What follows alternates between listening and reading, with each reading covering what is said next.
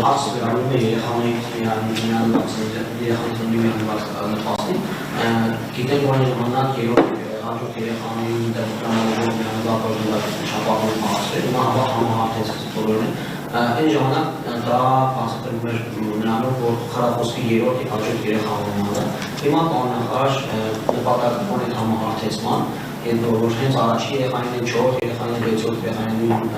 միանվագ աջակցություն տրամադրում և հաջորդ հարցից քաղաքացիներից է իրենք ինձ դիմել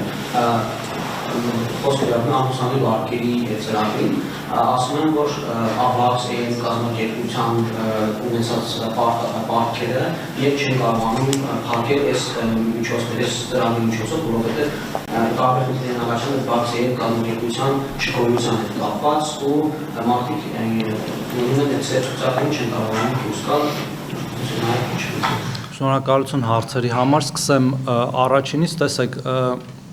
միանվագ ծննդյան նպաստը մի հիմնական նպատակ ունի կամ պետք է ունենա, այսպես ասեմ, եւ մենք վերադարձել ենք այդ մեկ հիմնական նպատակին, դա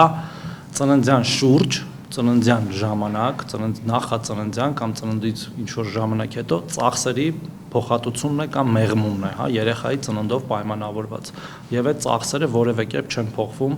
երեխայի կարգաթվով, դա կլինի առաջին երեխան, երկրորդ, երբեմն նույնիսկ հակառակն է, երբ որ դու արդեն մի հատ սայլակ ունես առաջի երեխայի համար, երկրորդի համար չես գնում կամ մահճակալ եւ այդպես շարունակ։ Բայց մենք շարունակում ենք խրախուսել երրորդ եւ հաջորդ, հատկապես երրորդ եւ հաջորդ երեխայի ծնունդը մեր մշտական նպաստով, որը ես ինչպես նշեցի, 6 տարվա ընթացքում դառնում է 4 միլիոն դրամից էլ ավելի ու միջազգային փորձն է դա ցույց տալիս, որ միանվագ տրվող գումարները դրանք հիմնականում արագ ծախսվում են, շատ արագ, եւ հետո երեխային աջակցելու համար այդ ընտանիքները, հատկապես բազմազավակ ընտանիքները պարզապես գումար չեն ունենում։ Դրա համար էլ մեր երրորդ եւ հաջորդ երեխայի ծննդյան նպաստը ամսական 50,000 դրամի չափով դարձել է մշտական, այսինքն աջակցության ծրագիրը, որը ավարտվում էր 31 դեկտեմբերի 2025 թվականին։ Հիմա մշտական նպաստ է, որով մեր բոլոր քաղաքացիները, որոնք երրորդ եւ հաջորդ երեխա կունենան, մինչեւ 6 տարեկանը կստանան 50,000 դրամ եւ մենք շարունակելու ենք կենտրոնանալ հենց այդ տիպի աջակցությունների վրա, ապագայում այն ավելի լավը դարձնելու։ Հիմա չեմ ուզում առաջընկնող հայտարարություն, բայց ուզում ասել, որ դա է ճիշտ մեթոդը։ Ավելին, երբ որ մենք շփվում ենք մեր օրինակ նույն խնդիրներ ունեցող մոտավորապես ժողովրդագրական խնդիրներ ունեն հիմա աշխարհի բոլոր երկրները, բացի երևի շատ աֆրիկյան որոշ երկրներից, որտեղ ծնելիությունը շատ բարձր է, իրենք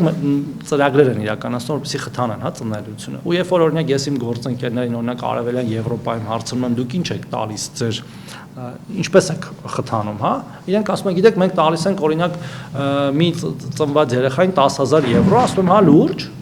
ասում է, 10 տարվա ընթացքում 10,000 եվրո ենք տալիս։ Այսինքն նույն բանն են անում, ինչ որ մենք ենք անում։ Կամ որոշները 5 տարվա ընթացքում, որոշները 15 տարվա, ուզում ասեմ,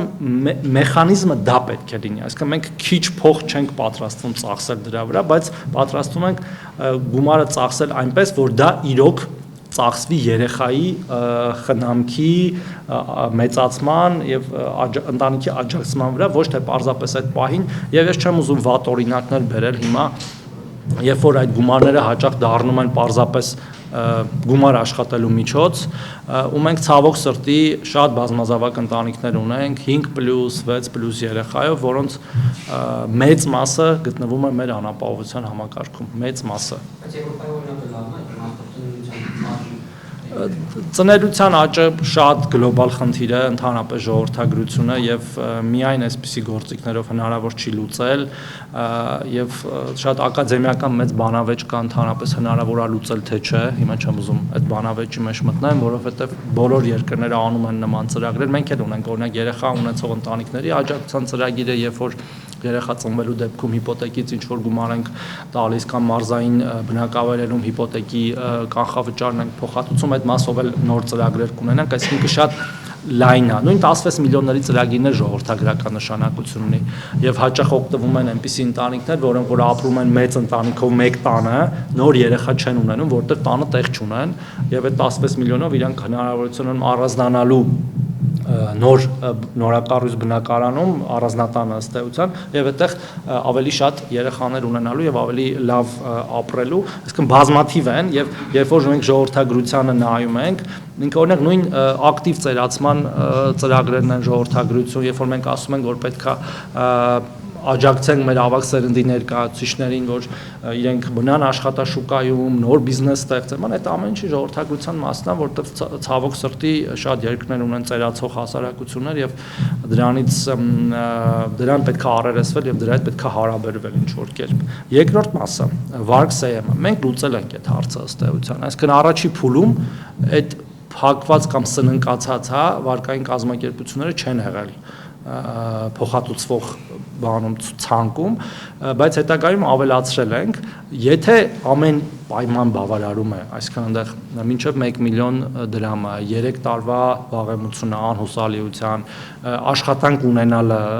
շահառուի, այդ ամեն ինչը բավարարում է իր վարկը վարկ-սեյեմից է, ապա նա պետք է կարողանա օգտվել, եւ եթե կա խնդիրներ, խնդրում եմ մեզ դիմեք, մենք ինդիվիդուալ ամեն օր զբաղվում ենք այդ քաղաքացիների խնդիրով, բայց եթե նա չի բավարարում այդ իմ ասած պահանջներին 1 միլիոն դրամին, 3 տարվա վաղեմության եւ գրանցված աշխատողը, ապա կապ չունի որտեղից է նա իր վարկը ժամանակին ձևակերպել չի կարողանալու